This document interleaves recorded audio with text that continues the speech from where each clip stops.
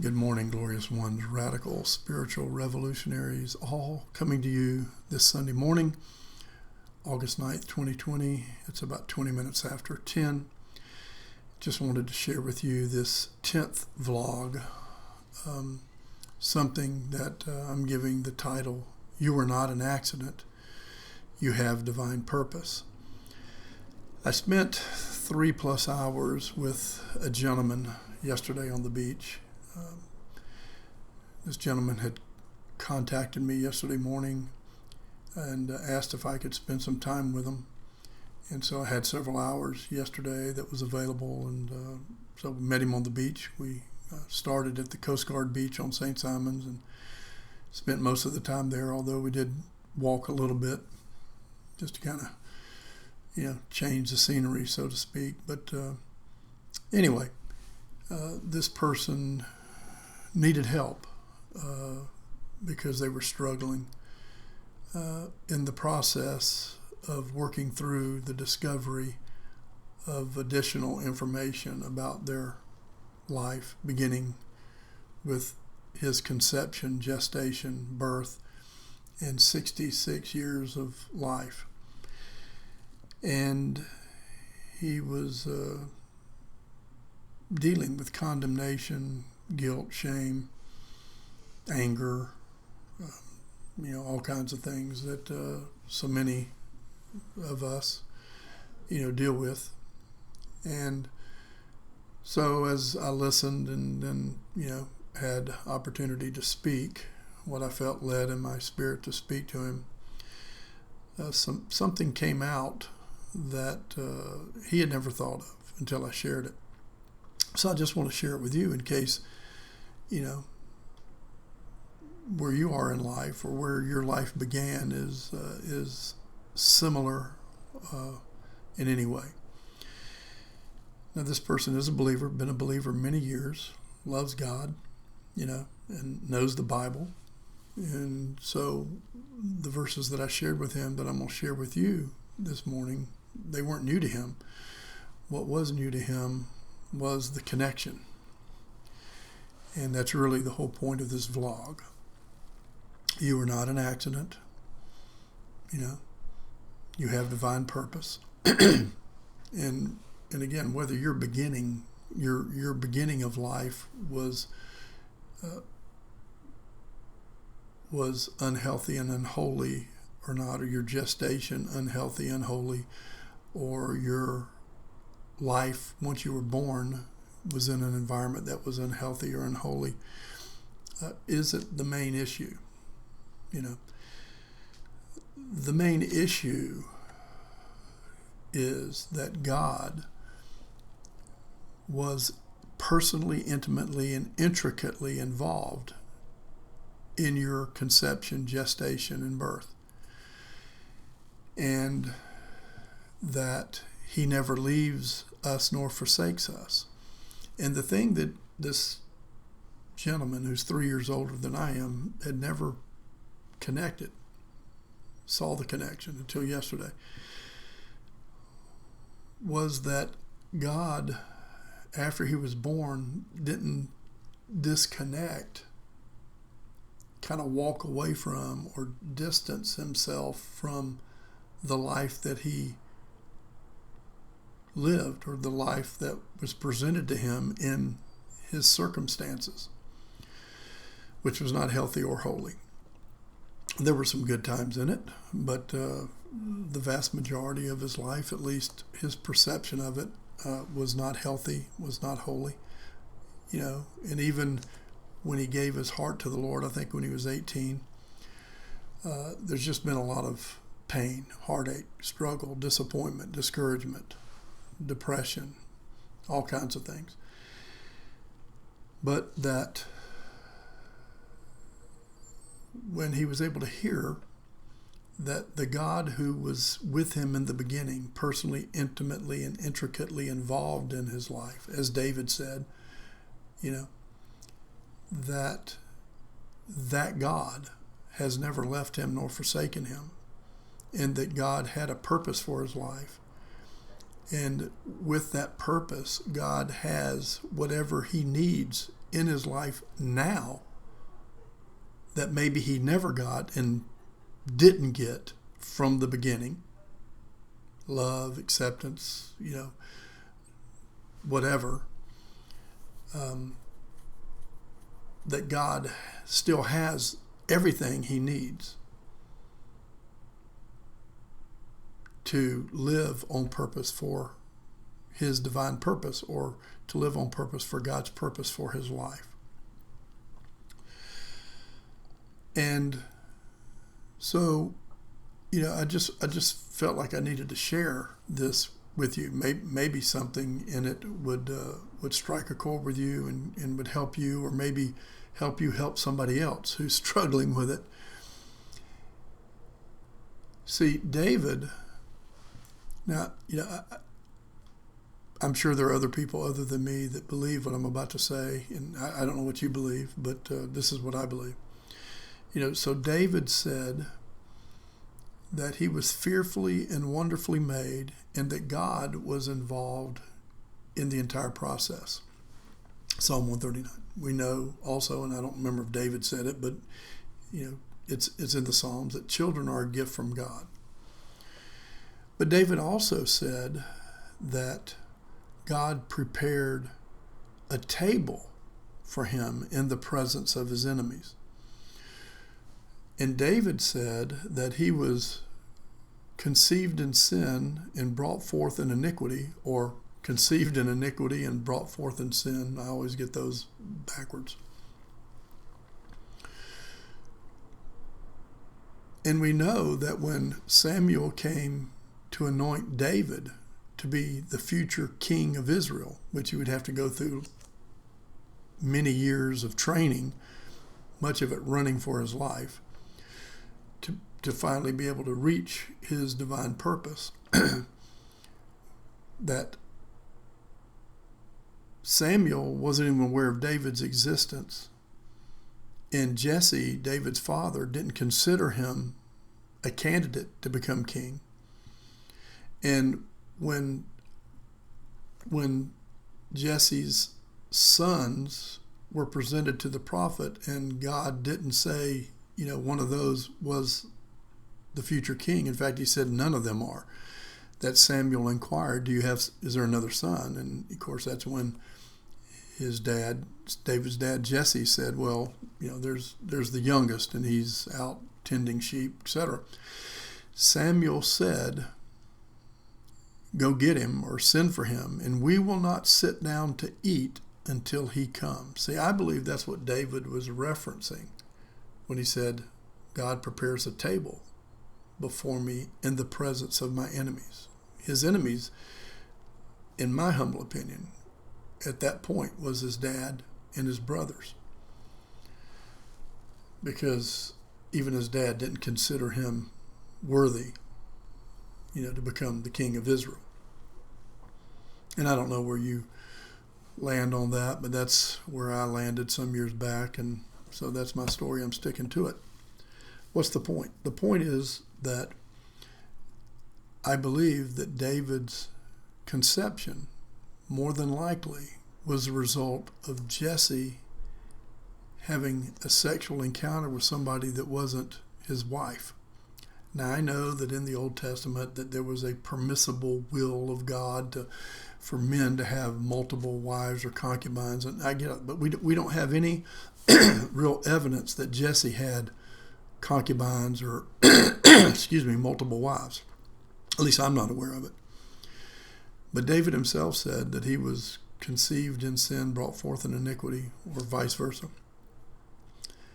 And so it's possible, more than likely, and it's highly probable, that Jesse had some sort of an illicit relationship, whether a one-night stand or something, with David. And so David is dealing with the revelation that his beginning was not healthy or holy, but yet he was fearfully and wonderfully made, because God was personally, intimately, and intricately involved in his life. And that although David's life, wasn't a bed of roses, that he went through a lot of pain in the process of him discovering and then getting to his place of divine purpose, that we can take that to heart, and we can begin to let go of anything, everything, anyone and everyone then that has been a source of our pain and a source of our being kept from, if I could say that, our place of divine purpose. And so, as I shared with this gentleman, who again is 3 years older than I am, he's 66 years old, that God right now has all the answers. This gentleman was trying to reach out to half brothers and sisters and half aunts and uncles and all, and they were not responding to him. And he was very frustrated and angry because he wasn't getting the answers he felt that he needed and deserved. And so I shared with him, I said, but God has all the answers because God has been with you since the beginning. So I said to him, your life was not an accident. You have divine purpose, and God, who was with you from the beginning and has never left you, never forsaken you, can give you the answers you're looking for, regardless if the people you're looking to provide those answers provide them. Because even if they provided you the answers you're looking for, they're giving it to you from their own perspective, which may or may not be true. It's just their perspective. And so even if you hear from them and you get the information you're looking for, it doesn't mean it's going to provide you with what you feel like you need in your life to make you feel whole, complete. And so God has the answers. He has the answers for your life as well, because he has been with you since the beginning of your life, since your inception, your conception, and in his involvement in weaving you, in your mother's womb. And he never left you once you were born. He's always been there. So he knows everything. And he can provide you with everything that you need. Now, if God chooses not to give you the information you're looking for, then that means then that he knows that it won't be helpful or profitable for us to have that information, at least not right now. So don't allow that to discourage you, or dissuade you from going to him and asking him the questions.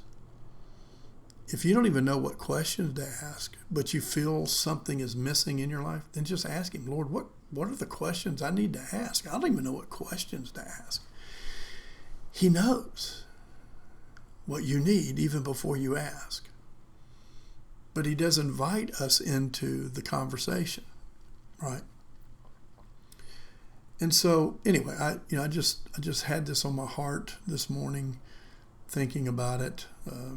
Donna and I went to Gould's Inlet and watched the sunrise, and it was beautiful. And just been sitting around, just kind of lounging and relaxing, and I just really felt that I needed to come upstairs here and just share this with you, because I know that all of us have gaps. All of us have things or places in our life that we're looking for answers, and sometimes we're not going to get the answers from the people or the places where we're looking, but God has the answers for you and for me, and he has everything you need right now. And so before I left him, I said to him, the salvation experience is where you give Jesus your life of sin, and he gives you his life of righteousness. The salvation experience is, I'm speaking this to him, so I'm speaking it to you, speaking to myself as well. The salvation experience is where you give Jesus your future separated from God in an eternity called hell, in a place called hell, or a dimension a reality, whether it's a literal place or not. You give him that, your future there, in that condition, and he gives you an eternity with God, right? And so the whole salvation experience is about an exchanging of things that are harmful to us so that we can receive from God, from Jesus, from the Holy Spirit, everything that's helpful. That we can exchange everything that is unhealthy and unholy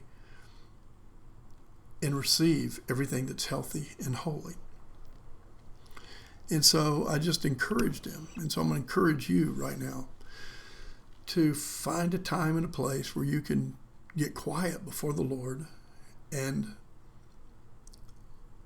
ask the Lord if you can give him whatever it is you feel like you need to give him that's not healthy or holy. And if you're not even aware of what that is, you just know it is, you just don't know what it is, then ask him, Lord, what is it that I need to give you? What is it that you want me to give you? And then just begin giving it to him. Whether you can give it to him one at a time, or if you have an idea that it's a lot, then is it a pickup truck full, a dump truck full, is it a cargo ship full, a container full, whatever, and put it all in whatever the size container is needed, and hand it to the Lord and see what happens. Right? I mean, he wants you to give him that stuff. He said, cast all of your care on me because I care for you. But keep it in the context of this is part of salvation, that we give him everything that's not healthy or holy or eternally beneficial. And we receive from him things that are healthy, holy, and eternally beneficial. So give him whatever you need to give to him. Cast it on him. And then ask, Lord, is there anything you would like to give to me to replace what I gave you? And wow, when I shared that with this gentleman yesterday, he didn't go through that exercise yesterday on the beach, but you could tell from his reaction and his body language that this was something that he never realized. Again, he had never connected the dots, that this is a part of salvation. The giving to God what isn't helpful, healthy, what is harmful, etc., and receiving from God what God has for us. And so I want to encourage you to do that, to take some time after you finish this vlog, and whether it's immediately after or just sometime after, and find you a place of solace, solitude, quiet, and connect with the Lord, knowing you're not an accident. Your life isn't an accident, whether your conception or your whole life, whatever. It's not an accident, and you do have divine purpose. And the God who was with you in the beginning and has been with you all along has everything you need, all the answers you need, and all of the provision, if I could use that word, the provision that you need to, if you haven't found your divine purpose, find it. And if you have found it, or when you find it, to live on purpose, for the purpose of fulfilling God's purpose for why you actually have life in the first place. Because children are a gift from God. God bless you. Peace in.